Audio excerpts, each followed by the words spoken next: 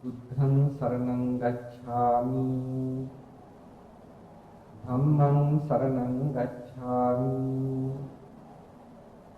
සංඝං සරණං ගච්ඡාමි ဒုတိယံ පි බුද්ධං සරණං ගච්ඡාමි ဒုတိယံ පි ධම්මං සරණං ගච්ඡාමි ဒုတိယံ පි සංඝං සරණං ගච්ඡාමි တတိယံ පි බුද්ධං සරණං ගච්ඡාමි တတိယံ පි ධම්මං සරණං ගච්ඡාමි တတိယံ පි සංඝං සරණං ගච්ඡාමි පාණාති පාතා වේරමණී සික්ඛාපදං සමාදියාමි อดินนาดานาเวรมณีสิกขาปดังสมาธิยามิกามิสุมิจฉาจาราเวรมณีสิกขาปดังสมาธิยามิมุสาวาทาเวรมณีสิกขาปดังสมาธิยามิ සුරාමේරය මජ්ජපමා දත්තානා වේරමණී සික්ඛාපදං සමාදියාමි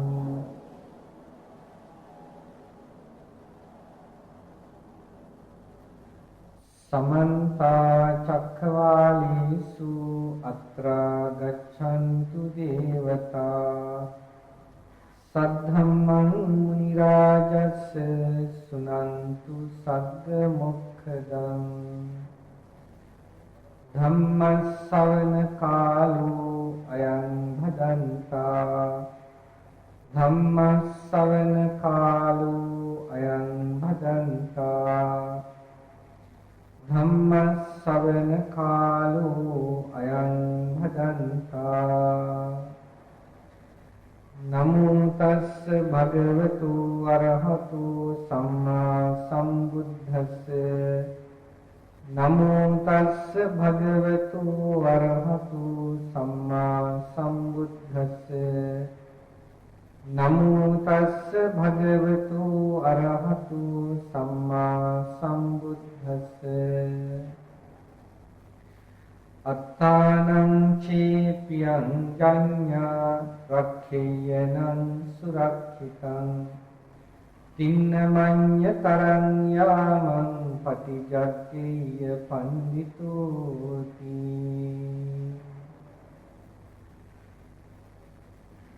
පින්වත්නි වසරක් ගෙවිලා වසරක් උදා වූ මොහොතයි ඒ වගේම ඒ වසරේ විශේෂයකුත් තියෙනවා ඒ වසර සත වර්ෂයක අවසාන වසර වුණා. සාමාන්‍යයෙන් සත වර්ෂ ගණිනවා ක්‍රිස්තු වර්ෂ වශයෙන්. ඒක ව්‍යවහාර සම්මත වර්ෂ ක්‍රමයයි. ක්‍රිස්තු වර්ෂ 1999 අවසන් වෙලා ක්‍රිස්තු වර්ෂ 2000ට ආවා. ඒ කියන්නේ 20 වෙනි සතවර්ෂයේ අවසාන වර්ෂය. ඒ 20 වෙනි සතවර්ෂයේ අවසාන වර්ෂය ගෙවිලා 2001 ලබනකොට ඒ කියන්නේ මේ අවුරුද්ද අවසානයේහි දෙසැම්බර් 31 වෙනිදා රාත්‍රී 12න් පස්සේ 21 වෙනි සියවසටයි පියනගන්නේ. එතකොට නව සතවර්ෂයක් උදා වෙනවා.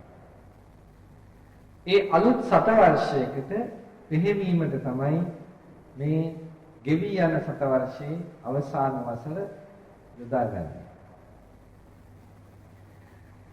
බුදු වදනෙහි තියෙනවා අත්තානං චේ පියං ජඤ්ඤා රක්ඛේයනං සුරක්ඛිතං තමාට ප්‍රියයි කියලා තමන් දන්නවනම් තින්න මඤ්ඤ තරං යාමං තින්නං අඤ්ඤ තරං යාමං යාම තුනක් තියෙනවා. අපි කියමු දවසකටත් යාම තුනක් තියෙනවා. පෙර යාම, මැදි යාම, පසු යාම කියලා යාම තුනක් තියෙනවා. ඒ වගේම ජීවිත කාලයේ යාම තුනක් තියෙනවා. ජීවිත කාලයේ තියෙනවා තරුණ කාලය, මැදි වයස, ඊගවට මහලු කාලය කියලා තියෙනවා. සමාකද ළමා කාලය, තරුණ කාලය, මැදි වයස, මහලු වයස කියලා හතරකටත් තියෙනවා. මෙතෙන්දි තුනක් කියලා ගත්තේ ළමා කාලය මේකට අඳන්නේ නැහැ. මොකද හේතුව ළමා කාලේ ලදරු කාලේ අඳන්නේ නැත්නම් මෙතෙන්ට ඒ කාලේ වැඩි තේරුම් තියෙන බුද්ධිමත් කාලයක් නෙමෙයි. නමුත් තරුණ කාලේ බුද්ධිමත් කාලයක්, තේරෙන කාලයක්, හොඳ නරක තේරුම් ගන්න පුළුවන් කාලයක්. මේ හොඳ නරක තේරුම් ගැනීමයි ඒක නිසා තමයි කාල තුනට වෙන් කරන්නේ. මේ තරුණ කාලේ, මධ්‍යම වයසේ, මහලු වියේ මේ යාම තුන තින්නං අඤ්ඤතරං යාමං මේ තුනෙන් මොන යාමයකදී හරි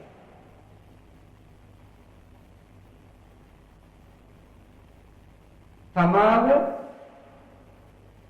ආරක්ෂ පිළියම් යොදලා තමාට යම්කිසි දෝෂයක් තමා දකිනවා නම් ඒ දෝෂයට පිළියම් යොදලා රක්ඛේයනං සුරක්ෂිතං හොද්දට සුරක්ෂිත කොට ආරක්ෂා කරන්නට ඕනේ. පටිච්චග්ගීය පඬිතුෝ කියලා කියන්නේ පිළියම් යොදලා ආරක්ෂා කරන්න. ඥානවන්තයෙක් නම් ඒකයි කරන්නේ. දැන් ඉතින් අපි හිතමු මේ ආයුෂය ගෙවිලා යනවා වගේම ජීවිත කාලය ක්‍රමක්‍රමයෙන් මරණය කරා ලං වෙනවා. බෞද්ධ දර්ශනයට අනුව සිද්ධ වෙන්නේ අවුරුද්දක් ලබනවා කියන එකෙන් මහා ලොකුවට පාටි දාලා කෑ ගහලා විනෝද වෙන්නට නෙමෙයි. හැබැයි සමහර දෙනාට අවුරුද්දක් දිවි යෑමෙන් සතුට වෙන්න. ඒක හැමෝටම ලබන්න පුළුවන් එකක් නෙමෙයි. සමහර දෙනාට අවුරුද්දක් දිවි ගියම දුක් වෙන්න පුළුවන්. පාටි දාලා කෑ ගහලා විනෝද වෙන්න හදන්නේ අවුරුද්දක් ගෙවි යනකොට දුක් වෙන්නට කටයුතු තියෙන ඇත්තෝ. ඒ දුක වහගන්න කරන ව්‍යායාමයක් විතරයි. නියම විදිහට සතුට වෙන්න පුළුවන් ඇත්තෝ ඊළඟටත් ඒ සතුට තව තවත් ඉදිරියට ගෙනියන්නට කටයුතු සම්පාදනය කරනවා. කාටද නියම විදිහට සතුට වෙන්න පුළුවන්? ආපස්සට හැරිලා බලනකොට ජීවිතය තමන්ට යහපතක් සිද්ධ කරගෙන තියෙනවා ඒ ජීවිතය තුළ කියලා තමන්ට හිතන්න පුළුවන් නම් අන්න එයාට සතුට වෙන්න පුළුවන්. හැම දිනෙකටම තේරෙන්න ඕනේ ගත වෙච්ච කාලය දෙස එබිලා බලනකොට තමන්ට සතුට වෙන්නට පුළුවන්කම. ආපහු හැරිලා බලනකොට කඳුළු හලන්න නම් වැඩ සිද්ධ වෙලා තියෙන්නේ. එතකොට තමන්ට පුළුවන් කමක් නැහැ ජීවිතයක නැත්නම් අවුරුද්දක අවසානයේදී ඒ අවුරුද්දේ ගෙවි ගිය ආකාරය දකිනකොට ඒ ආකාරය තුළ එයාට සැනසෙන්නට සතුටු වෙන්නට ක්‍රමයක් නැත්නම් එතකොට ඒ ගත කරපු ජීවිතේ හිස් ජීවිතයක් කියලා තමන්ම හිතා ගන්න ඕනේ. එතකොට කනගාටුයි. ගත කරපු කාලයේ හිස් වුණොත් හිස් කාලය කවදාවත් තමන්ට සතුටු වෙන්න පුළුවන් වෙන්නේ නැහැ. ඉතින් අපි බලන්න ඕනේ අපිට දැන් අවුරුද්දක් ගෙවි ගිය තැන අපි කිරිබත් කරනවා කිරිබත් කන්න හොඳයි. හොඳට කිරි දාලා කන්න පුළුවන්. හැබැයි කිරි දාලා කන්න තරම් ශක්තියක් තමන්ට තියෙනවද කියලා තමන් දැනගන්න ඕනේ. කොහොමද ලැබෙන්නේ? නැවතත් කියන්න ඕනේ ගෙවි කියන ඒ ගෙවි කිය වසරේ තමන්ගේ දියුණුවේ කොටස් දෙකක් තියෙනවා. ආධ්‍යාත්මික වශයෙන් දියුණුවක් තියෙනට ඕනේ, ලෝකීය වශයෙන් දියුණුවක් තේන්න ඕනේ. මේ කොටස් දෙක විශේෂයෙන්ම ගිහි ජීවිතේ ගිහියෙක් වශයෙන් ආධ්‍යාත්මික දියුණුවකුත් ලෝකීය වශයෙන් දියුණුවකුත් දෙකක් Taman දකිනවා නම් Tamanගේ ජීවිතේ ගෙවි ගිය අවස්ථාවේදී අන්න ඒතරත්තාට පුළුවන්කම තියෙනවා Tamanගේ ජීවිතේ සාර්ථකයි ගත වෙච්ච වසර කියලා සතුටු වෙන්න. නමුත් අපිට ඒ සතුට ලබන්න පුළුවන්ද කියන එක අපි හිතලා බලන්නට. දැන් අපිට පේනවා සහස්‍රයක් කියලා එකකුත් ගත්තා ඉස්සරහට. අරගෙන සහස්‍රයකට බොහොම විනෝද වුණා. නව සහස්‍රයකට යනවා කියලා. ඊට නව සහස්‍රයකට යනවා කියලා විනෝද වෙන්න තියෙන්නේ මොකද්ද ඒකේ? නව සහස්‍රයකට යනවා. ඉතින් මොකද්ද ඔකේ විනෝද වෙන්න තියෙන්නේ? මොකද්ද උතන අප්පුඩි ගහන්න තියෙන්නේ?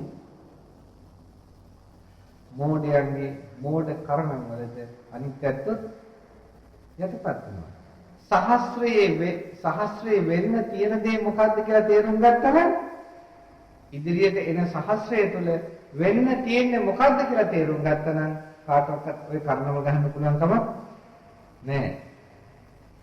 ඔය මේ 2000 ආරම්භ වෙනවා කියලා කොටත් වරද්දගෙන නව සහස්‍රයකට එළඹුණා කියලා ඔය කරපු විකාරය මතක තියාගන්න. මේ ජීවිතේ මේ ඒ පටන් ගත්ත ඇත්තන්ට විතර නෙමෙයි මතු පරපුරටත් මහා විනාශකාරී ක්‍රියාදාමයක මුලයි කියලා. මහා විනාශකාරී ක්‍රියාදාමයක මුලයි. කවදාවත් සැනසෙන්න හම් වෙන්නේ නැහැ. ඔය පටන් ගත්ත පටන් යන්නේ. අසාරේ සාරමතිනු සාරේ චාසාර දස්සිනු තේසාරං නාදි ගච්ඡanti මිච්ඡා සංකප්ප ගෝචර. මිත්‍යා සංකල්ප ගෝචරව හැසිරෙනවා නම් මිච්ඡා සංකල්පේ හැසිරෙනවා නම් තේසාරං නාදි ගච්ඡanti. මොකද්ද මිච්ඡා සංකල්පය? අසාරේ සාරමතිනු අසාරයම සාරමිස ගත්තා. සාරේ චාසාර දස්සිනු සාරය අසාරයයි ගත්තා. කවදාවත් සාරත්වයකටපත් වෙන්නේ නැහැ. බලන්න මොකද්ද අපි අවුරුද්ද ආරම්භ වෙනකොට සාරයයි කියලා ගත්තේ? කිසිම ජනමාධ්‍යයක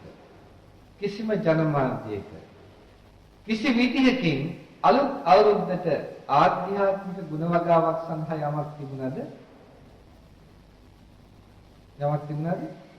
කිසිම ජනමාධ්‍යයකින් එවැන්නකට මහ ජනතාව යොමු කළේ නැහැ. මහ ජනතාව ජනමාධ්‍ය තුලින් යොමු කළේ මොකකටද? සම්පූර්ණයෙන්ම අනාචාරී ජීවිතයකට. සදාචාරය පැත්තකට දාලා අනාචාරී ජීවිතයකට මහ ජනතාව තල්ලු කරා. මහ ජනතාව අනාචාරී ජීවිතයකට තල්ලු කිරීමේ ආදීනවය ඊටම ධර්මයි. ඒක බාර ගන්නත් මහ ජනතාව ලෑස්ති වුණා. ඒ ලෑස්ති වීම හේතු කොටගෙන තව තවත් අනිත් පැත්තන උද්දාමයටපත් වුණා. දැන් කල්පනා කරලා බලන්න. අපි මේ කොහෙද යන්නේ? දැන් ඊළඟ වසරට මෙහෙම එනකොට අපේ අනාගත ඊළඟ වසර තව ওই 7 වර්ෂ ගණන් යන්න ඕනේ නැහැ. තව වසර 10ක් 15ක් යනකොට මේ රටේ තත්ත්වය සමහරකට 2000 වෙනි වසර එනකොට ඉවර වෙනකොට මේ රටේ තත්ත්වය කියන්න තරම් කනගාටුදායකයි කියන එක මේ වසර උදා වෙද්දීම හොඳින් පැහැදිලි වෙනවා. ජාතික පුවත්පත් කියලා ගත්ත පුවත්පත්වල අද පෙරලලා බලන්න. තනිකරම සමහර එක කොටසක මැද පිටේ සම්පූර්ණ පිටු දෙකක් පුරවලා තියෙන්නේ මොනවද දැන්වීම? මත්පැන්. ඒ කියන්නේ සමහර විට මහ ජනතාවගේ කැමැත්ත ප්‍රකාශ කිරීම තුළ මේ ඇත්තන් Tamanට එක්තරා විදිහක අතකොළුවක් වශයෙන් පාවිච්චි කරන්න ලෑස්ති වෙනවා. දැන් අපි හිතමු මෙන්න මේකයි උනේ. එක පැත්තකින් භික්ෂුන් වහන්සේලා සදාචාරය ගැන කතා කරනවා. සදාචාරය ගැන කතා කරනවා. හැබැයි මහ ජනතාව සදාචාරය ගැන සැලකුවේ නැහැ කියලා ඒ ඇත්තන්ට හැඟීමක් ඇති වෙලා ඇති. නිසා දැන් බොහොම දියුණු ආකාරයෙන් මේ දුරාචාර රැල්ල ඉදිරියට දියත් කරන්නට ඒ ඇත්තන් ලෑස්ති වෙනවා.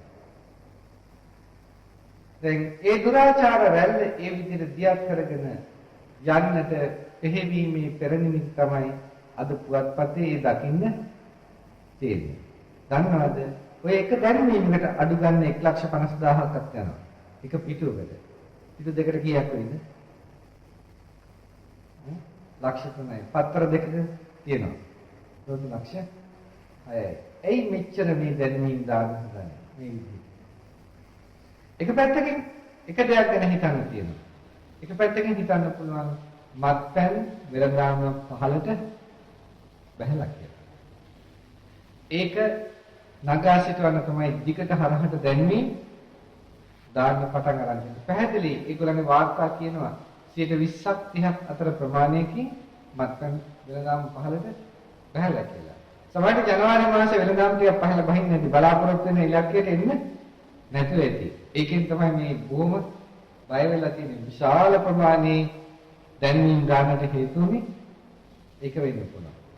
කොහොම වුණත් එනකොට නම් ඒ තරම් හොඳ එකක් නෙමෙයි. වැඩි හිටියෝ ගොල පුතාලා හැමදෙනාම බොහොම කල්පනාකාරීව විමසිල්ලෙන් කටයුතු කරන්න වෙනවා.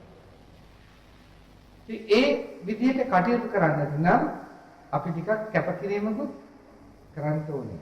දැන් හිතන්න කාලේ අතීතයේ ගෙවිලා ගියා. දැන් තරුණ කාලේ සමහර තරුණ කාලේ ඉන්නවා. සමහරෙකුට මේ தත්ත්වය තරුණ කාලයේදීම දැක ගන්නට ලැබිලා තියෙනවා. සමහරෙකුට මේ தත්ත්වය දැන් මධ්‍යම වයසේදී දැක ගන්න ලැබිලා තියෙනවා. තවත් සමහර දෙනාට මේ தත්ත්වය අවසාන කාලයේදී දැක ගන්න ලැබිලා තියෙනවා. එතකොට වයසේ හැටියට තේරුම් ගන්න දැන් කොයි කාල තින්නම් අන්‍යතරන් යාමන් කියපු අවස්ථාත් යාම තුනේ එක යාමයක කොතරකදී හරි ඔබට දැන් වැටහෙන්නට ඕනේ අපි තමා ඉන්නේ කොතනද කියලා. එහෙනම් පටිජග්ගේය. පටිජග්ගේය කියන්නේ පිළියම් යොදන්නට. තරුණයා දැන් පිළියම් යොදන්න. මැදි වයසේ ඉන්න කෙනා දැන් පිළියම් යොදන්න. නාකි වෙලා නම් පරක්කු නැහැ. දැන් පිළියම් යොදන්න. ඒක තමයි පඬිත්යාගේ ලක්ෂණය. ඒ පිළියම් යොදන්නට අපි උත්සාහ ගත්තේ නැත්නම් අපි ඒකට පේුනේ නැත්නම් තරුණයා පේුනේ නැත්නම් ඒ තරුණයන්ගෙන් එන අනාගත පරම්පරාව විනාශයි. මැදිවියේ ඇත්තන් පෙහෙුනේ නැත්නම් ඒ ඇත්තන්ගෙන් ඊගාවට ඒ ඇත්තන්ගේ ජීවිතත් අවසానයි. ඒ ඇත්තන්ගෙනුත් යම් ඉදිරියට ඉන්නවා නම් කට්ටියක් ආදර්ශ සම්පන්න වීමෙන් කටයුතු කළ යුතු ඒගොල්ලෝ ඉවරයි. එතකොට වයසක ජීවිත ගත කරන්නේ නැත්නම් තමාත් වෙනසිලා අනුමුත් වෙනසුවා බවට පත් වෙනවා. දැන් මේ බුදු වදන ජීවිතයට සම්බන්ධ කර ගන්නවා නම් ඒක කාටත් ශාන්තිදායකයි. අදිෂ්ඨානයකින් කළ යුතු දෙයක්. දැන් පින්වත්නි අපේ ජීවිත වාසනාවන්ත කර ගන්නට නම් අපේ ජීවිත ඉදිරි වකවානුව තුළ ඉදිරි වසර තුළ සාර්ථක කර ගන්නට නම් දැන් ඔයත් මෙතනින් අතීතයට ආවර්ජනය කරන්න. මම හිතන්නේ මෙතන බණ අහන්න ඉන්න ඇත්තම නම් කිසියම් සනසිල්ලක් ලබන්න පුළුවන් ඇති. අපි ගිය අවුරුද්ද සෑහෙන දුරට සාර්ථකව ගත කළා. සාර්ථක ආධ්‍යාත්මික දියුණුවක් අපට තිබුණා කියලා. ඒ සමහර දෙනෙකුට. නමුත් සමහර දෙනෙකුට මොකක්වත්ම නැතුවයි. සමහර දෙනා. දැන් එහෙම දිනුවක් දකින්න නැත්නම් ලොකු ශක්තියක් ලැබෙනවට කිසි සැකයක් නැහැ.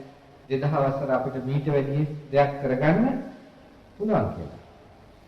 එහෙම නැත්නම් අත්තන්ට හිතන්න තියෙන දේ තමයි කොහොම හරි බැරි වුණා ගිය අවුරුද්දේ මේ අවුරුද්දේ කොහොම හරි පොඩ්ඩක් හරි ඉදිරියට යන්න ඕනේ කියලා.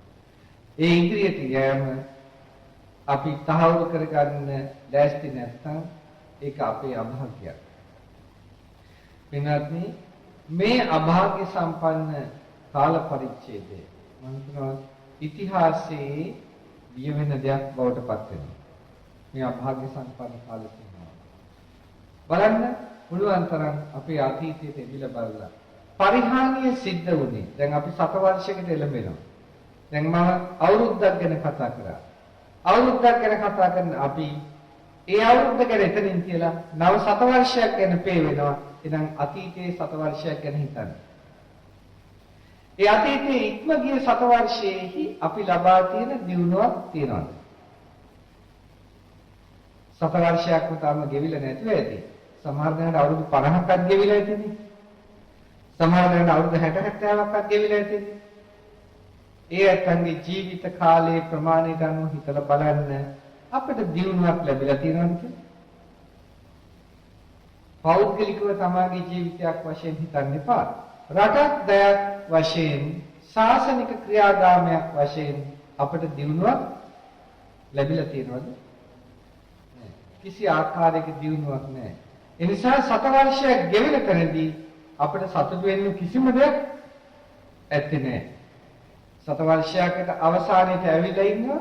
ඒ අවසාන සතවර්ෂයට ඇවිල්ලා ඉන්න අපිට කිසිම විදිහකින් ගෙවි ගිය සතවර්ෂය ගැන හිතලා සතුටු වෙන්නට පුළුවන් කමක් නැහැ. ඒ සතවර්ෂය පුරාම අපිට සිද්ධ වෙලා තියෙන්නේ පරිහානියෙන් පරිහානියට පැමිණීමයි. ඒ සිංහලයන්ට කිසිසේත් වමනාවක් උනේ නැහැ ඒ පරිහානිය නවත්තන්න. ඇයි හේතුව? සදාචාරයෙන් සිංහලයා ඈත් වුණා. ඒ සතවර්ෂයේ 4/3කට විතර එහාට යනකොට ඒත් අපේ සිංහලයෝ ටිකක් සදාචාර සම්පන්නව සිටියා. ඒ බව හොඳට පැහැදිලි. සුදු අධිරාජ්‍යවාදීන් තම අධිරාජ්‍යයට දන්නල යවපු කාරණයක් සිහි ගන්නවා. මොකද මේ ලංකාවේ සිංහලයන්ව බෞද්ධයන්ව ලේසියෙන් ක්‍රිස්තියානි කරන්න පුළුවන් වෙන්නේ නැහැ. මේ අත්තන්ව නරක බෞද්ධයන් බවට පත් කරන්න තමයි තියෙන්නේ. ඒකද නරක බෞද්ධයන් බවට පත් කරන්න තියෙන්නේ. ලේසියෙන් මේ අත්තන්ව ක්‍රිස්තියානි කරන්න බෑ. මොකක්ද අදහස් කරේ? බෞද්ධය නරක පිරිසක් නෙමෙයි. බෞද්ධ බොහොම උදාර ගති දීච්ච පිරිසක්. ඒ හින්දායි නරක බෞද්ධයන් කරන්න ඕනේ. බලන්න පෘතුගීසීන්ගෙන් පීඩාවට ලක් වෙලා. ඒ වගේම එතනින් පස්සේ ලන්දේසීන්ගෙන් පීඩාවට පත් වෙලා. ඊගාට බ්‍රිතාන්‍යයන්ගෙන් පීඩාවට පත් වෙලා. මෙහෙම පීඩාවට පත් වෙලා ආවත් උදාර ගති සිංහලෝ ගාව තිබුණා. ඒ සදාචාරය සිංහ ජාතික වශයෙන් යුදමය වශයෙන් ඒ ගැටීම් ඇති වුණා. ඇති වුණාට ඒ ඇත්තන් තුළ සදාචාරාත්මක ගති එහෙමම තිබුණා. ඒ ඇත්තන් තුළ ඒ ශාසනික ප්‍රතිපදා තිබුණා. ඒ නිසා තමයි ඒ ඇත්ත කිව්වේ දේශයෙන් ක්‍රිස්තියානි කරන්න හම්බ වෙන්නේ නැහැ කියලා. පින්වත්නි, ඒ වුණාට අද ඒ තරම් අමාරුද බෞද්ධයව ක්‍රිස්තියානි කරන්න? අමාරුද? නෑ. අද හරි ලේසියි. අද හරි ලේසි. මොකද හේතුව අද අපේ රටේ බෞද්ධ නායකත්වයක් නැහැ. අද අපේ රටේ බෞද්ධ නායකත්වයක් නැහැ. නායකත්වය සමහරක් වෙලාවට නායකයන් දෙස බලනකොට ඒගොල්ලන්ගේ ආගම මොකද්ද කියලා හිතා ගන්න අමාරුයි. මොන ආගමකද ඒගොල්ලෝ ඉන්නේ කියලා. ඒගොල්ලෝ ඇත්තම ආගමක් නැහැ. ඒක එකම ආගම වෙලා දෙන මොකද්ද? දේශපාලනය විතරයි. ආගම දේශපාලනය වෙන එකක් නැහැ. ඉතින් මහ ජනතාවට ආගම ඉතුරු වෙයිද? පුළුවන්. රාජ්‍ය නායකත්වයට ආගමක් නැති වුණොත් ඒ රාජ්‍ය නායකත්වයට පුළුවන් ජනතාවගේ ආගම නැති කරන්න. හරිම ලේසි. ඒක ලෝකයේ අන්‍ය තැන්වලත් සිද්ධ වෙලා තියෙනවා. ඒකට දැන් අපි හිතන්න බලන්න මොකද අපේ බෞද්ධයන්ට උනේ? ඔයගෙන හොඳටම පැහැදිලි නේද? පහුගිය කාලේ රටට ඉදිරිපත් කරන බෞද්ධ නායකයෙක් හිටියා. නේද? අනේ පීරලවත් බෞද්ධ නායකයෙක් හොයාගන්න බැරි වුණා. විලි ලැජ්ජ නැති වැඩක් නේද? පීරලවත් හොයාගන්න බෑ බෞද්ධ නායකයෙක් රට ඇතුලේ. මොකද්ද මේ? දැන් ඔයයන්ට බෞද්ධයෙක් කියලා සතුටු වෙන්න පුළුවන්. අපි මහ ලොකුට බුද්ධ ආගමේ බුද්ධ ශාසනය ගැන කතා කරනවා. හාමුදුරුවෝ මොරගාන අර පැත්තෙන් මේ පැත්තෙන් ශාසනය කියා. හාමුදුරුවෝ අතරවත් නැහැ ශාසන මේ ඉදිරියට ඇවිල්ලා කටයුතු කරන්න කෙනෙක්. ගිහියෝ අතරවත් නේ. ඉතින් පින්වත්නි මේ අවාසනාවන්ත තත්වයට අපි ඇදගෙන වැටලා තියෙනවා. බලන්නකෝ මුස්ලිම් නැත්තන්ට නායකයෙක් එක්කෙනෙක් නෙමෙයි ඕන තරම් ඉන්නවා. ක්‍රිස්තියානියන්ට නායකයෙක් එක්කෙනෙක් නෙමෙයි ඕන තරම් ඉන්නවා. ඒ අතන ඉදිරිපත් වෙනවා. අපිට කවුරුත් නැහැ. ලංකාවේ මහජාතිය සිංහලයෝ බෞද්ධයෝ ලැජ්ජ නැද්ද? ඒ වුණාට කාටද මේ අපි කියන්නේ බණ කියන්නේ? කාටද බණ කියන්නේ? බෞද්ධයන්ට බණ කියනවා. ඉතින් බෞද්ධයන්ට බණ කියනකොට බෞද්ධයෝ කියනවා අපෝ දේශපාලනේ කතා කරන්න එපාලු හාමුදුරුවෝ. හොඳ නෑලු. පින්වත්නි මෙහෙමයි. දේශපාලනේ කතා කිරීම නරක දෙයක් නෙමෙයි.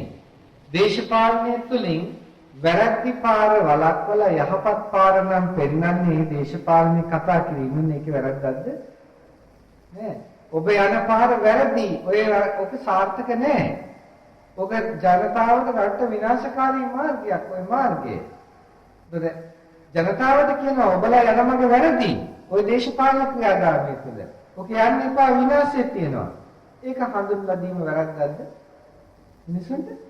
ඒක හඳුන්වලා දෙන්නේ නැත්තම් වික්ෂුන් වහන්සේ වශයෙන් ඒක හඳුන්වලා දෙන්නේ නැත්තම් ඊතර තමයි වැරද්ද තියෙන්නේ.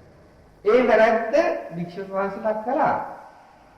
ඒ නිසා මේ තත්වයට අපි අදගෙන වැඩේ වික්ෂුන් වහන්සේලා දේශපාලකයෝ වැරදි පාරේ යනකොට දේශපාලකයන්ට පෙන්වන්නේ නැහැ ඔය පාර වැරදි කියලා. දායකයෝ වැරදි පාරේ යනකොට දායකයන්ට පෙන්වන්නේ නැහැ පාර වැරදි කියලා. හේතුව වික්ෂුන් වහන්සේලායි දායකයෝ දෙපැත්තම පක්ෂග්‍රාහී වුණා. ඒගොල්ලෝ මේගොල්ලෝ හරි කියනවා ඒගොල්ලෝ හරි කියනවා මහ ජනතාව බලනවා කවුද හරි කියලා. එන්නේ අනුශාසකයෝ කියනවානේ අනුශාසකයෝ දෙකට තුනට බෙදලා. ඒ අනුශාසකයන් වහන්සේලා කියනවා අහවලා හරි අහවලාට තමයි වැඩ කරන්න ඕනේ. ඉතින් අනිත් පැත්තේ අනුශාසකයෝ ටික කියනවා ඒක නෙමෙයි අරගොල්ලන්ටයි අනුශාසනා කරන්න ඕනේ. ඒගොල්ලෝ තමයි හරි.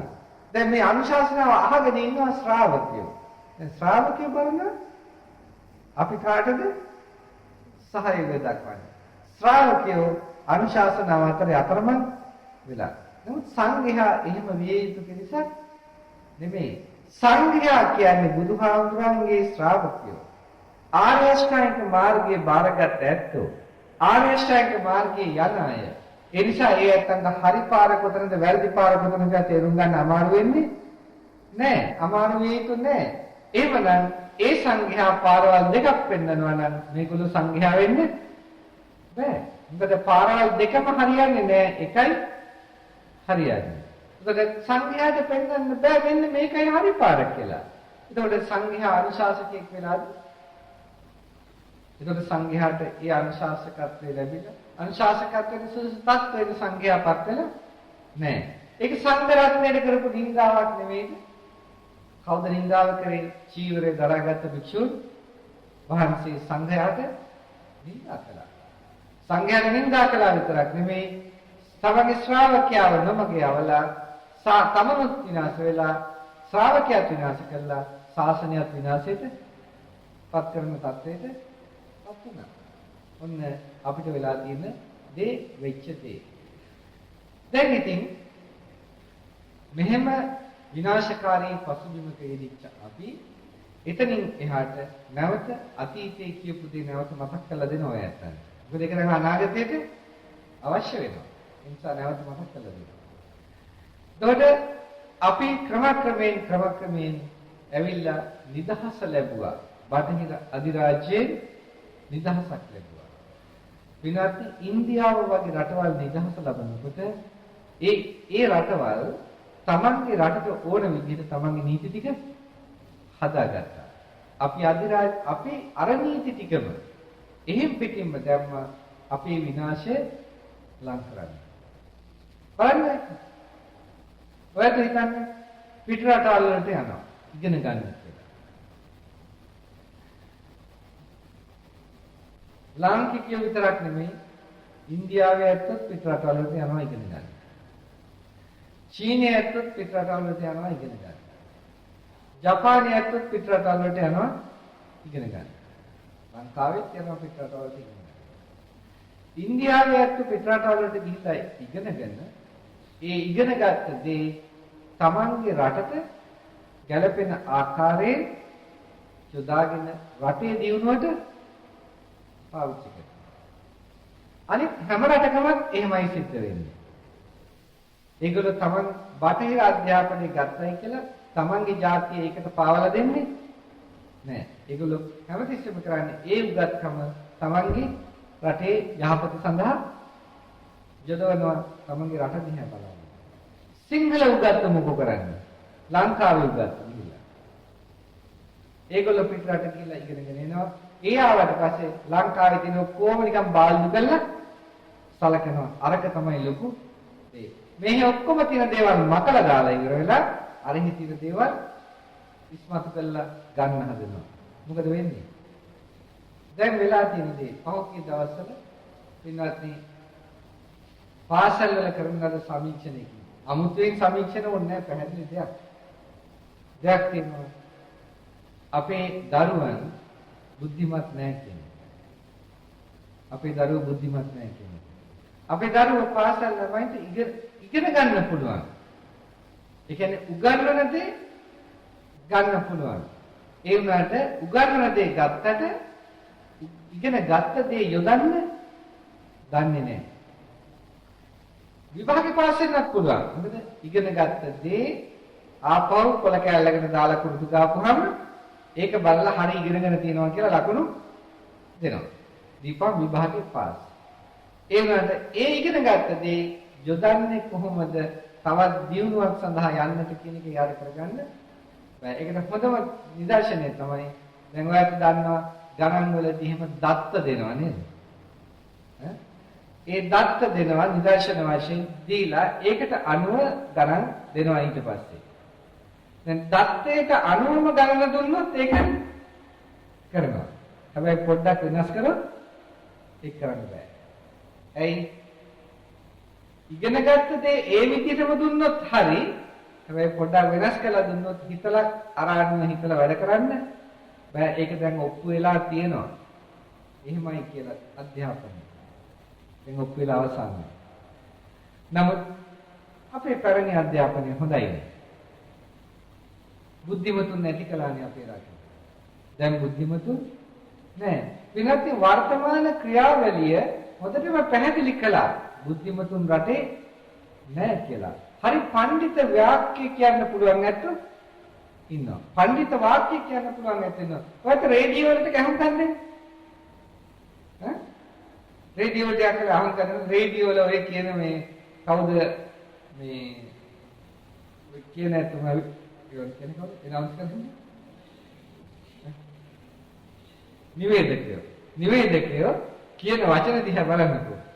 හරි ලස්සනයි. හොඳට ලස්සනට මහා පඬිත වචන කියනවා. ඈ අනේ ඇතුළේ හිස් මොකක්වත් නෑ අර වචන.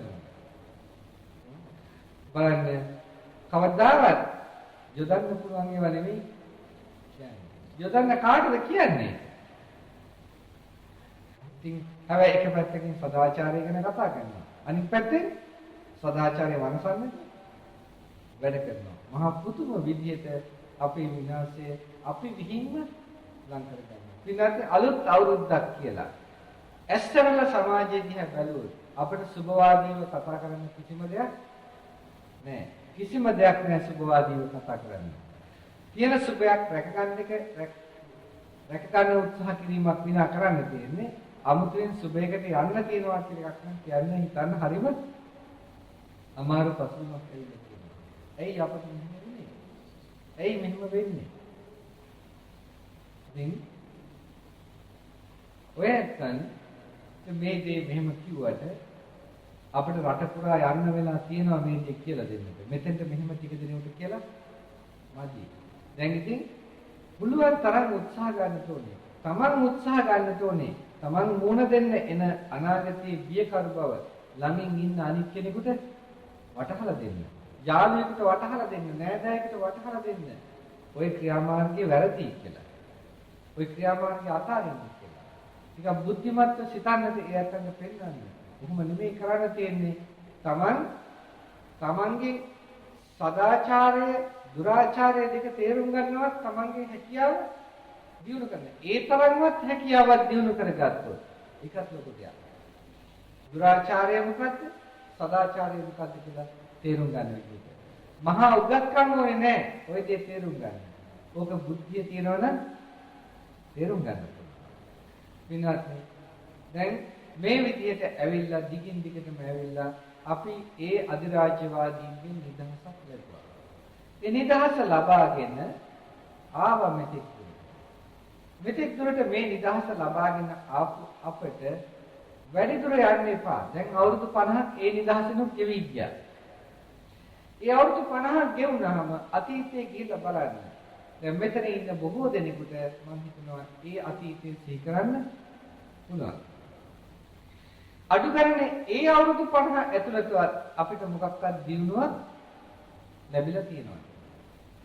අපේ නායකයන් පාලකයන් කියලා කට්ටියක් ආවා. ඒ පිරිස එහෙම දිනුවක් ඇති කරන්න උත්සාහයක් අරගෙන තියනවද මේ කට්ටිය? විනාශී අර බ්‍රිතාන්‍යයන්ගෙන් ලැබිච්ච බෙදලා පාලනය කරන ක්‍රමය. ඒ විදිහටම අපි අරගත්තා. ඒ විදිහටම අරගෙන අපි බෙදුණා. හැමදෙනාම බෙදුණා. බෙදලා කුලල් කාගත්තා. ඔයත් විතරනේ. ඔයත් විතර මේ යුද්ධයට ක්ෂණික පිළිතුරක් අවශ්‍යයි කියලා. ඔඩුදුවල තියෙනවා. ඔඩුදුවල තියෙන ඒවා ක්ෂණික පිළිතුරු තියෙනවද? ඔඩුදුවල තියෙන ඒවා ක්ෂණික පිළිතුරු තියෙනවද? හම්බෙන්නේ නැහැ කවදාවත්. ඇයි ওই යුද්ධය ඇති වෙන්න හේතුව? හේතුව හොයලා හේතුවට පිළියම් දෙන්න. ඒ හේතුව හොයලා හේතුවට පිළියම් දෙදුවොත් ඇරෙන්නට නිකම්ම පොඩ්ඩු කපන්න ගිහින් හරියන්නේ නෑ වැඩි. කිසි දවසක සාර්ථක වෙන්නේ නෑ. බලන්න හේතුව මොකක්ද කියලා. ආපු නායකයන් ඔක්කොම රටේ දුරාචාරය වර්ධනය කළා. දුරාචාරය වර්ධනය කරන්න රට පිරිහුණා. බලන්න ඔයත්ම කල්පනා කරලා බලලා හිතන්න පොඩ්ඩක්. අද රටේ සමස්තයක් වශයෙන් ගත්තහම 80%කට වඩා පිරිසක් මේ රටේ සිංහල බෞද්ධයන්ගෙන් මත්පැන් බොනවා. සිංහල බෞද්ධයන්ගෙන් පිරිමි පක්ෂයේ මත්පැන් බොන ඇත්තේ. 80%ක් මත්පැන් බොනවා කියන්නේ ඕන ආර්ථික විශේෂඥයෙකුට තේරුම් ගන්න පුළුවන්. ඒ පෞල් ටික ඔක්කොම දුප්පත් වෙනවා. බැරිද? ඕන ආර්ථික විශේෂඥයෙකුට තේරුම් ගන්න පුළුවන්. ආර්ථික විශේෂඥයෙක් වෙන්න ඕනේ නෑ. නිකන් සාමාන්‍ය මේ 8 පාස් ළමයෙකුටත් ඕක තේරුම් ගන්න පුළුවන්කම තියෙනවා. එතකොට රටේ 80%ක් අපිට මුළු ජනතාවෙන් ගත්තොත් 70%ක් විතර කියනවා. මේ 70%ක විතර පිරිසක් රටේ ජනගහනයේ මේ විදිහට දුප්පත් වෙන්න පටන් ගත්තාම ඒ රටේ ආර්ථිකයක් ගොඩ නැගෙනවද? කිසි දවසක ඒ රටේ ආර්ථිකයක් ගොඩ නැගෙන්නේ නෑ. ඕක ඔය වගේ දෙයක්වත් ඔය වගේ සුළු දෙයක්වත් තේරුම් ගන්න බැරි නායකයන් අපිට ඉන්නේ. අපේ උගත්තු ඒ වගේ. ඒතකොට දැන් මේ විදිහට රටේ ජනතාව දුප්පත් බවට පත් වෙනවා. ඒ ජනතාව දුප්පත් බවට පත් වෙලා බේබද්දන් බවට පත් වෙලා සූදුවන්තුන් බවට පත් වෙලා විනාශ වෙනකොට රට ගොඩනගන්න තියෙන ක්‍රියාදාමයට ඒ ඇත්තන්ට උදව් වෙන්න පුළුවන්. ජනතාවට පුළුවන් උදව් වෙන්න. ඒ ඇත්තන්ගේ උදව්ව ලැබෙන්නේ නැහැ කවදාවත්. එතකොට රජයට ලැබෙන යම් ආදායමක් තියෙනවා නම් ඒ ආදායම සුරකින්නවද? ඒක විනාශ වෙලා යනවා. දැන් ඕක තමයි අවුරුදු 50ක් විතර තිස්සේ අපේ රටට වෙච්ච දේ. ඊගාවට කොහොම ක්‍රමක්‍රමයෙන් අපි ඉස්සරහට ආවා. ඒ එන අතරේ ආර්ථිකයෙන් පිරිහෙනකොට රටේ ප්‍රශ්න ඇති වෙන්නට පටන් ගත්තා. ජාතීන් අතර ප්‍රශ්න ඇති වෙන්නට පටන් ගත්තා. ඊගාවට කොටස් බෙදුණා. කොටස් බෙදිලා දැන් මේගොල්ලෝ දේශපාලන ක්‍රමයෙන් තරඟ කරනවා. මහ ජාතියම කෑලි කෑලි වලට කැඩිලා. සුළු ජාතීන් එකතු වෙලා යනවා. ඊගාවට මහ ජාතිය කෑලි කෑලි වලට කැඩිලා එනකොට රටේ ජනතාවත් දෙක තුනට බෙදෙනවා. ඒ නිසා එකම කොටසකටවත් සෑහෙන බලයක් එන්නේ නැහැ. එකම කොටසකටවත් සෑහෙන බලයක් එන්නේ නැහැ. නමුත් එක කොටසක් කොහොම හරි ඉස්සරහට එනවා. ඒ කොටසට කවදාවත් මහජාතියේ අනිත් පැත්තේ උදව්ව හම්බ වෙන්නේ හම්බ වෙනවද නැද්ද? නෑ. ඒගොල්ලෝ කවදාවත් හම්බ. මොකද ඒගොල්ලෝ විරුද්ධ පක්ෂය. මොකක් ගෙනාවත් අපි විරුද්ධයි. මොකද විරුද්ධ පක්ෂයනේ කිව්වොත් ඒකේ විරුද්ධ පක්ෂය කියන එකේ තේරුම තමයි අපි ඔක්කොම විරුද්ධයි. හොඳ වුණත් කවන්නේ නරක වුණත් කවන්නේ හැම එකම වැරද්දක් කරනවා අපි විරුද්ධ වෙනවා. ඒතකොට ඒක නිසා අර බලයට එන ඇත්ත මොකද කරේ? හැමතිස්සෙම සුළු જાතීන්ගේ ආධාරය බලාපොරොත්තු වෙනවා. සුළු ජන කොටස් වල ආධාරය බලාපොරොත්තු වෙමින් සුළු ජන කොටස් වල හිත නම්ම ගන්න කරන්න බැරි පොරොන්දු එයන්ට දුන්නා. ඒ පොරොන්දු ඉෂ්ට කරන්න යනකොට මහජාතිය හරහට ඉදුණා. ඊගාට සුළු ජාතිනී මහජාතිනී වෛරකාරයන් බවට පත් වෙනවා. දැන් අපි දැන් එතකොට අරගොල්ල බොරු පොරොන්දු දීලා කරන්න බැරි පොරොන්දු දීලා මහජාතිය අනුමත නොකරන පොරොන්දු දීලා ඒගොල්ලන්ගේ උදව් ගන්න ලෑස්ති වෙනවා.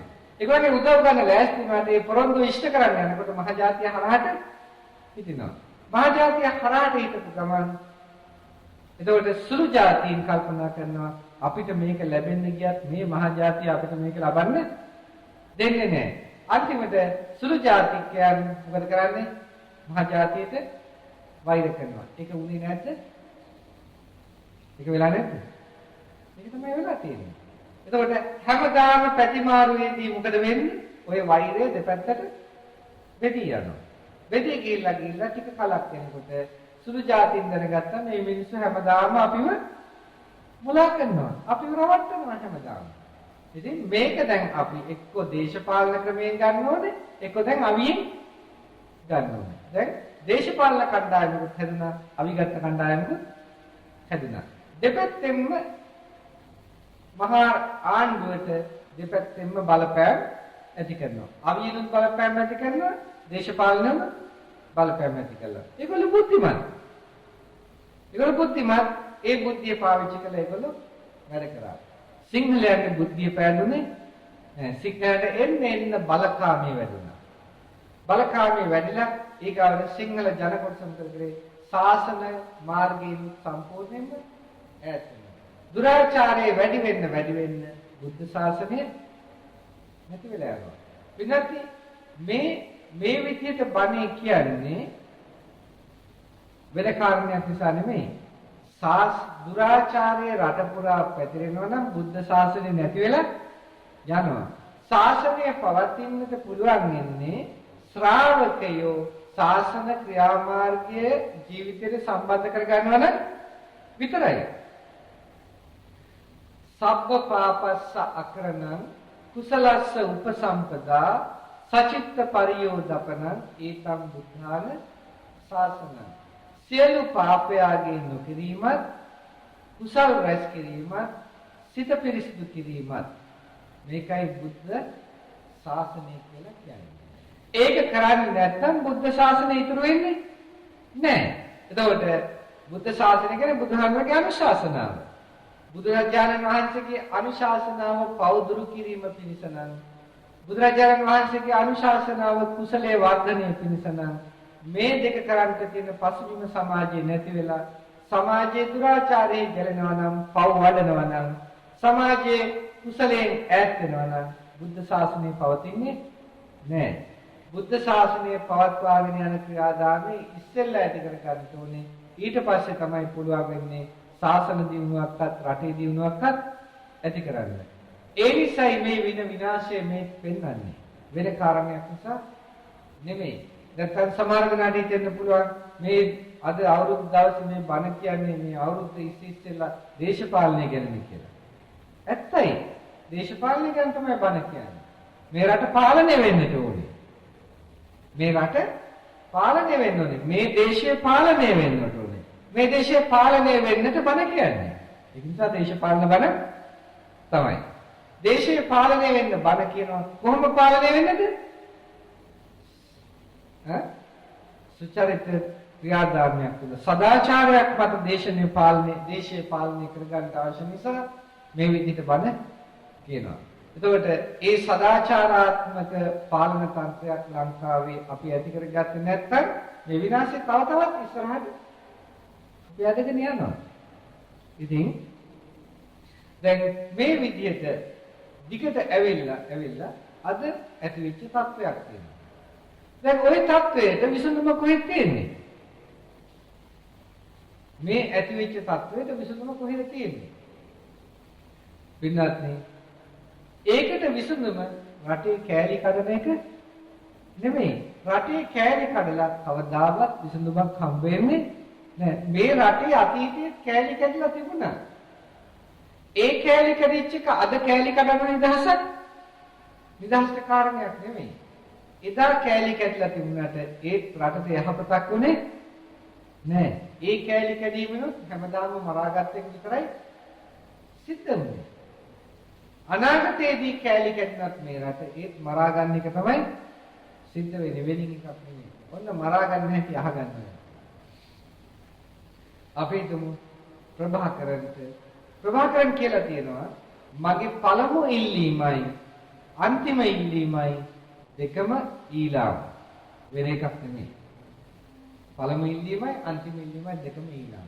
එහෙනම් අපි ඒත් කියන යෝජනා එකක්වත් සාර්ථකද? මොන විදිහේ යෝජනා ගෙනාවත් යෝජනා ගේන්න ඕනේ යෝජනාවක් එක්කලා එකඟ වෙන්නට කැමති කෙනෙක් එක්කලා. එහෙම නැත්නම් යෝජනා ගේන්න ඕනේ ප්‍රභාකරන් කතා කරලා කියන්න ඕනේ හොඳයි ඔබ මොනවද බලාපොරොත්තු වෙන්නේ? අපි දෙපැත්ත සම කළා මොකක් හරි කරගනිමු. එතකොට ඉදිරිපත් කරන්න. අපේනොත් කරුණු ඉදිරිපත් කළා ඔයත් අංගෙනොත් සාධාරණ කරුණු ඉදිරිපත් වුණොත් අපි සාකච්ඡා කරලා ඒක බලමු. මෙයා කෙලින්ම ඉන්නවා නම් මට ඊළඟ මර වෙන මොකක්වත් නැහැ කියලා. එහෙනම් සාකච්ඡා වැඩක් තියෙනවද? වෙන මොන යෝජනාවක්වත් වැඩක් තියෙනවද? පැහැදිලි ප්‍රභාකරන් කියන්නේ කෙලින්ම ඊළඟ විතරයි කියන එක. එතකොට එහෙනම් අපි මොකද්ද මේ කරන්නේ? මොකක් ගැනද අපි කතා කරන්නේ? එතකොට එහෙමනම් අපි ප්‍රභාකරන් ඊළඟම ඉල්ලනවා නම් අපි බලාපොරොත්තු වෙනවා නම් දේශපාලන විසඳුමක්. ඒ දේශපාලන විසඳුමට ප්‍රභාකරන් එන විදිහට අපි වැඩ කරන්න ඕනේ. ඒ දේශපාලන විදිහට ප්‍රභාකරන් එන්න හදන්න පුළුවන් කමක් නැහැ. වෛරයෙන් වෛරය තහවුරු කරලා. ඒක කරන්න පුළුවන් එකම ක්‍රියාදාමය තමයි රට සමෘද්ධිමත් කිරීම තුලින්. වෙන ක්‍රමයක් නැහැ. කොහොමද රට සමෘද්ධිමත් කරන්නේ? පින්වත් බලන්න නිකම් කල්පනා කළා. අපි මේ දුෂ්කර පළාත්වලට ගියා මෙතෙක් දවස්. මේ දුෂ්කර පළාත්වලට ගියාම ඒ ගම්මු අපිට කියනවා හාමුදුරනේ එක ඇමති එක්කත් එක മന്ത്രിවරයෙක්වත් මේ වැවක් දිහා බලන්නේ නැහැ කියලා. මේ වැව ටික අපිට හදලා දුන්නොත් අපි රට කන්න දෙන්නම් කියනවා. ඒ මිනිස්සු එක්කෙනෙක්වත් බලන්නේ නැහැ. ඒගොල්ලන්ට ඒව අවශ්‍යතාවයක් නැහැ. ඔය වැව ටික හදලා ඒ මහ ජනතාවට වතුර ටික දීලා ඒ ඇත්තන්ට රට ශාස්ත්‍රීය කරන්න උදව් කරා නම් එක පැත්තකින් රට සමෘද්ධිමත් වෙනවා. හැබැයි දැන් කරන්නේ මොකද්ද? අර ඒ විදිහට සමෘද්ධිමත් වෙන මිනිස්සු ඉන්නවනේ. ඒගොල්ලන්ගේ සල්ලි ටික හූර ගන්නද ගිහිල්ලා ඒ තැන්වලට වැරුණා. ආණ්ඩු කරන්නේ ඒකයි. දැන් ඔය ඇත්තට 30 පුරාම තියෙන්නේ මොනවද? වෙල්යායවල. 30 තියෙනවා බාර් 29ක්. 30 බාර් 29ක් තියෙනවා. මොකද අර මිනිස්සු අර වැයෙන් දුක් මහන්සිලා හම්බ කරපුවාම සල්ලාල බේබදු කන් වලට පුරුදු කරලා තියෙන්නේ. අර සල්ලි ටික අරගෙන ඔක්කොම එන්නේ කාටද? සැබෑරුමට. ඔන්න ඕකයි. අපි රට සමෘද්ධිමත් කරන්න හදන ක්‍රමය. දැන් මේ ක්‍රමය තුල කවදාවත් අපිට රට සමෘද්ධිමත් කරන්න බෑ. මොන මහාචාර්යවරයා මොන දෙයක් කිව්වත් කවදාවත් පුළුවන් වෙන්නේ නෑ රටක් මේ විදිහට නම් සමෘද්ධිමත් කරන්න. දැන් ඒ විදිහට අපි හිතමු රටේ ජනතාව තව සමෘද්ධිමත් කරන ක්‍රම තියෙනවා. තව ස්වයං රැකියා ක්‍රම ඇති කරන්න පුළුවන්. අධ්‍යාපන තත්ත්වයෙන් දියුණු කරන්න පුළුවන්. ඒ වගේම වර්තමාන ලෝකයේ සුදුසු වෙන විදිහට අද ලංකාවේ දරුවෙකුට තියෙන අධ්‍යාපන ක්‍රමයේ තියෙන්නට ඕනේ ඒ ළමයාට ලෝකයේ ඕන තැනකට යන්න සුදුසු විදිහකට. මොකද අද ලෝකයේ විශ්ව ගම්මානයක් කියලා මේ කෑ ගහනවා. විශ්ව ගම්මානයකට අපි එළඹෙනවා කියලා හිතයි. ඉතින් මේ හරි අමාරුවෙන් කෑ ගහනවා. මේකේ ඉන්න ළමයින්ගෙන් 80%කටම විශ්ව ගම්මානයට තියා ඉන්දියාවට තියාගන්න දෙන්නේ. විශ්ව ගම්මානයක් කරන්නේ. මොකක්ද කරගන්නේ කියන්නේ? ඇයි? ඊළඟගේ උගත්කම ලෝකයට ප්‍රයෝජන ගන්න පුළුවන් එකක් නෙමෙයි. ප්‍රයෝජන ගන්න පුළුවන් කොටසක් ඉන්නේ තාම අතලොස්සයි. උගත්කම් තිබුණාට යන්න භාෂා ඥානයක් නැහැ. ඊගාවට අර ලෝකීය අනිත් රටවල් අධ්‍යාපනාංශයෙන් ඉස්සරහට එනවා. අපේ ළමයින්ට ඒ දියුණුව නැහැ. හැබැයි අර එහි තියෙන ඔක්කොම ඉහළ අධ්‍යාපන ක්‍රම ටික ගිහලා මේ ගහනවා. සේරම මේ ගහනවා මේ උසස් අධ්‍යාපන ක්‍රමයි කියලා. ඒ ළමයින්ට ඔක්කොම අවශ්‍ය පහසුකම් තියෙනවා. මේ කොළඹ ඉස්කෝලවල ටික විතර පහසුකම් දීලා මේ රටටම උසස් අධ්‍යාපනය දෙනවා. ඉන්නත් අර ගම්බද ඉස්කෝලවල එක කම්පියුටරයක් තියෙනවා. මොකක්වත් නැහැ. නමුත් කම්පියුටර් එකට දාලා වැඩ කරන්න මේ ළමයින්ට උගන්වනවා. ළමයින්ට පහසුකම්. 75%කට වැඩි ඉස්කෝලවලට පහසුකම් නැතුව තියෙන්නේ. ඉතින් අපේ ළමයි මොකද කරන්නේ? දැන් ඕක කරන්නට දැන් අපි කියනවා ඉතින් මොනවා කරන්නද තියෙන එකෙන් කරගන්න බෑ. තියෙන එකෙන් කරගන්න දෙයක් නෑ. රජයක් තියෙන්නේ ඒක ඇති කරලා දෙන්න තමයි. අවුරුදු 30 ගණනක් 40 ගණනක් තිස්සේ ඕක ඇති කරගන්න බැරි වුණා නම් ඔය අධ්‍යාපන දෙපාර්තමේන්තුවේ වැඩක් තියෙනවා මේවට. ඔය ආණ්ඩුවකින් වැඩක් තියෙනවා නේද? ඕක කරගන්න බැරි වුණා නම් නිකන් හිතන්නකෝ විනාශ කරන ධනය පොඩ්ඩක් හිතලා බලන්න. ඔය විනාශ කරන ධනය එළුව නම් ඔය ටික කරගන්න. අනිත් එක අධ්‍යාපන ශාස්ත්‍රයට විදේශීය ආධාර ඕන කරන් ලැබෙනවා. ඒ ආධාර හරියට යොදනවා නම් ඒ ආධාර වලින් ප්‍රයෝජන ගන්න පුළුවන්. කොහොමද? අපි ඒකවත් අපි පාවිච්චි කරන්නේ නැහැ. අපේ ඇත්තෝ හැමතිස්සෙම වැඩ කරන්න හදන්නේ අපිව ඇදවට්ටන්න උත්සාහ කරන ලෝක බැංකුවට ඕන විදිහටයි. අපිව නැත්තර නැති කරලා දාන්න හදන ලෝක බැංකුවට ඕන විදිහට තමයි අපේ ඇත්තෝ කටයුතු කරන්නේ. කවදාවත් Tamange සෝත්සාහයෙන් නැගී සිටින පසුබිමක අපි ජීවත් වෙන්නේ නැහැ. ඒතර මේ පසුබිම යටතේ දිගටම එන්න අපි ආර්ථිකයේ ඇදගෙන වැටෙනවා. හැබැයි මේ විදිහට අධ්‍යාපනය සකස් කළා ලංකාව කෘෂිකාර්මික රටක්. ඒ කෘෂිකාර්මික රට ඒ තුලින් දියුණු කරන්න පුළුවන්කම තියෙනවා. බලන්න දුටුගැමුණු රජුරෝ යුද්ධ කරනකොට දුටුගැමුණු රජුරෝ යුද්ධ කළේ මොනවද කළාද? එක පාඩි යුද්ධ කරන්න කියන්නේ ඉස්සෙල්ලා එලාරට ඔය ඉන්න හරිය පැත්තකට වෙලා. ඒ ටික කරගෙන. මොකද මේ කාවන්තිස රජුරෝ කරේ? එක පාඩි යුද්ධ කරේ නැහැ. තමනුත් මහලුයි. තමන්ට ශක්තියක් නැහැ. ඒකින්ද හිමින් තමන්ගේ සේනාව පුතා ඊගාවට එන බව දන්නවා. පුතාට කරගෙන යන්නට තාත්තා සේනා සංවිධානය කළා.